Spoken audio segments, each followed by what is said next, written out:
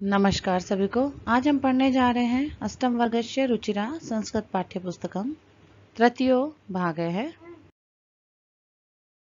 कक्षा 8 रुचिरा भाग 3 पाठ संख्या 8 संसार सागरस्य नायिका अभ्यास कार्य। इससे पिछले वीडियो में हमने इस पाठ का अनुवाद समझा था।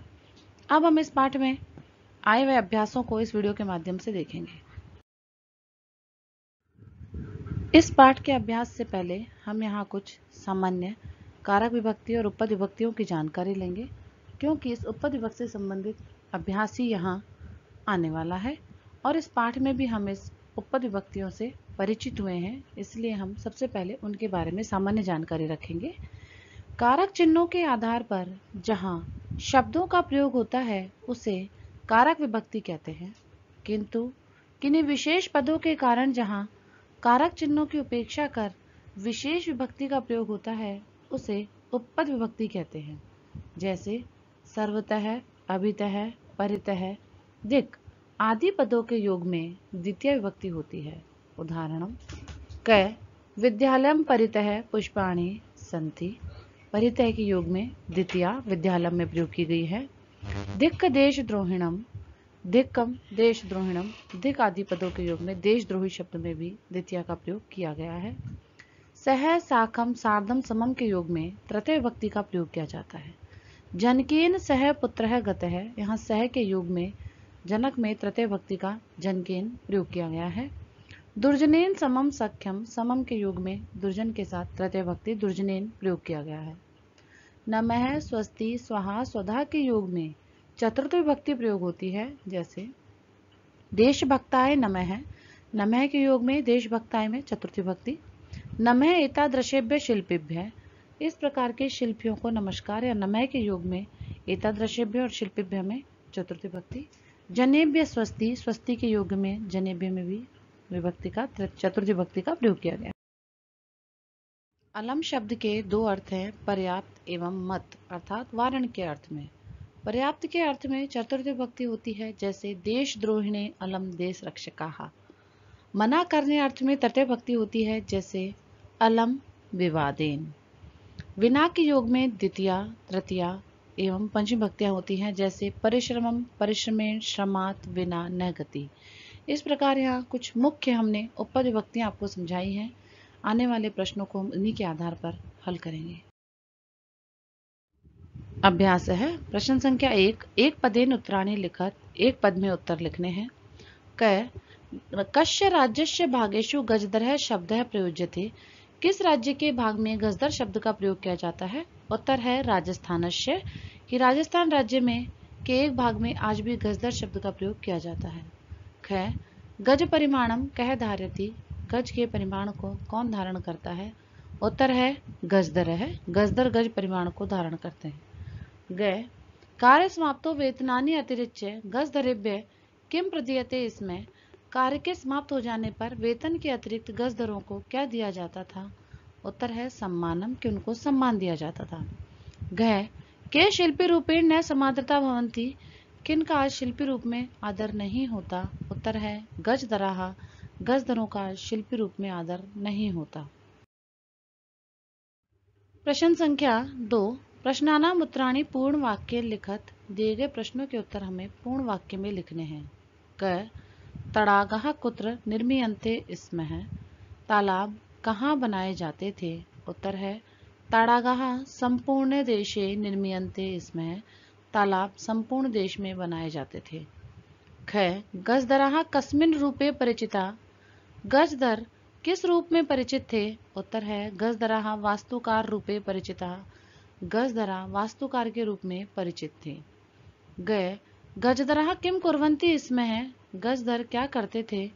उत्तर गजदराः ग्रामीण समाजस्य नगर समाजस्य च नवनिर्माणस्य सुरक्षा प्रबंधस्य च दायित्वं निभालयन्ते स्मः, कि गजदर ग्रामीण समाज हो या नगर समाज हो, उनके नवनिर्माण और सुरक्षा प्रबंध का दायित्व संभालते थे।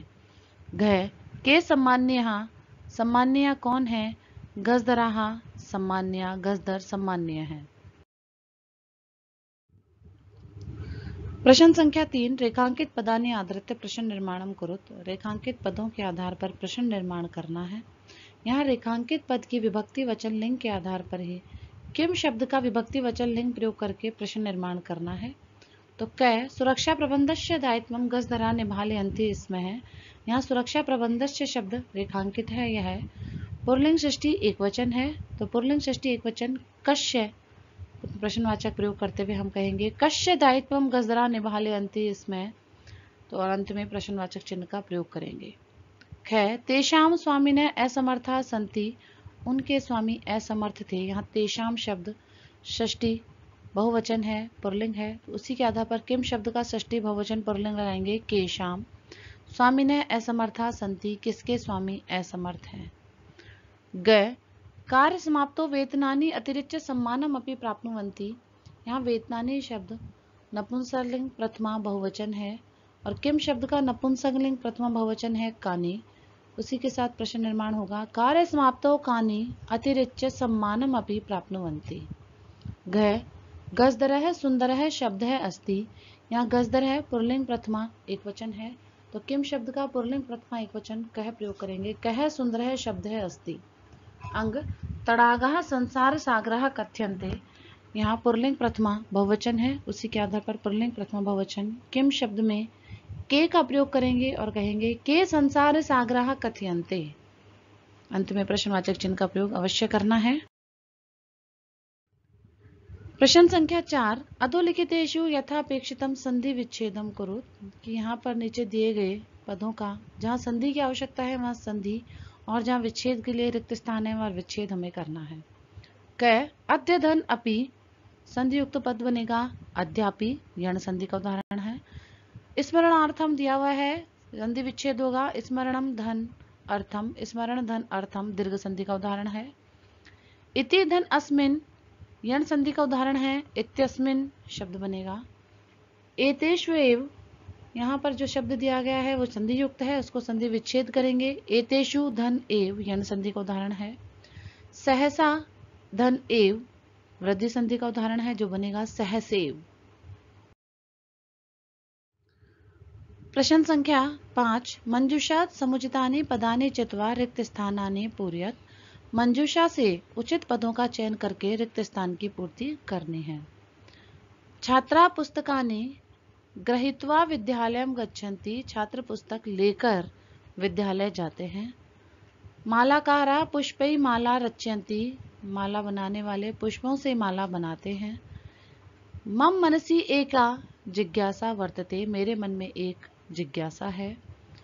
रमेशः सह मित्रै सह विद्यालयम गच्छति, रमेश मित्र के साथ विद्यालय जाता है। सहसा बालिका तत्र अहसत, अचानक बालिका वहां हंसती थी। प्रश्न संख्या 6, पद निर्माणम कुरुत। यहाँ पर हमें कुछ प्रत्यय दिए गए हैं और धातु दिए गए हैं, उनके आधार पर हमें पद बनाना है। धातु युक्त और प्रत्यय युक्त अर्थ हमें बनाना है। क्री धातु तुमन प्रत्यय पद बनेगा कर्तुम। ह्री धातु तुमन प्रत्यय अर्थ बने शब्द बनेगा हर्तुम। त्रि धातु तुमन प्रत्यय तर्तुम। नम धातु त्वा प्रत्यय नत्वा। गम धातु त्वा प्रत्यय गत्वा। त्यज धातु त्वा प्रत्यय तक्त्वा। भुज धातु त्वा प्रत्यय भुक्त्वा। उपसर्ग है सम्मुख एक और धातु है और प्रत्यय है, तो हमें यहाँ लय प्रत्यय के कुछ पद बनाने हैं। उप उपसर्ग गम धातु लय प्रत्यय उपगम्य। सम उपसर्ग पुज धातु लय प्रत्यय संपूज्य। आ उपसर्ग नी धातु लय प्रत्यय आनीय। प्र उपसर्ग दा धातु लय प्रत्यय प्रादाय। इस प्रकार यहाँ तुमुन त्वा और लय प्रत्यय के हमने पद देखे। तुमुन प्रत्यय में तुम शेष रहता है, धातु के साथ जुड़ जाता है, जो हमने देखा हर तुम करतुम और तरतुम में हुआ। त्वा प्रत्यय में त्वा शेष रहता है, जिससे हमने देखा नत्वा गत्वा त्यक्त्वा और भुक्त्वा शब्द बनते हैं। और जहाँ उपसर्ग जुड़ी होती है धातुओं में वहाँ लय प्रत्यय का प्रयोग किया जाता है, जिसका यह शेष बचता है और शब्द इसी प्रकार बनते हैं उपगम्य संपूज्य आनीय प्रादाय। प्रश्न संख्या 7, कोष्टकेषु दत्तेषु शब्देषु समुचिता विभक्ति योजित्वा रिक्त स्थानानि पूरयत। कोष्टक में दिए गए शब्दों की समुचित विभक्ति का योग करके हमें रिक्त स्थानों की पूर्ति करनी है। यहाँ हमने जो उपपद विभक्तियां पढ़ी हैं उसी के आधार पर यह है।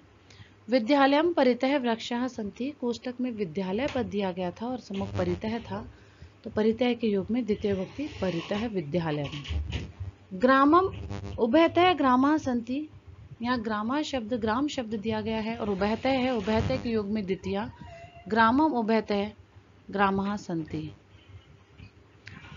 सर्वतः अट्टालिका सन्ति, यहाँ नगर पद दिया गया है, सर्वतः के योग में द्वितीय विभक्ति, नगरम सर्वतः अट्टालिका सन्ति। दिक् के योग में भी द्वितीय विभक्ति का प्रयोग हमने पढ़ा है, दिक् का पुरुषम। मृगा मृगै सह धावंती, सह के योग में तृतीय विभक्ति का प्रयोग किया जाता है, जैसे मृगय शब्द का हमने मृगई प्रयोग किया है। उसी प्रकार का बालकाः सह पठन्ति, बालिका, तो बालिका भी तृतीय बहुवचन, बालिका भी सह के योग में आया है।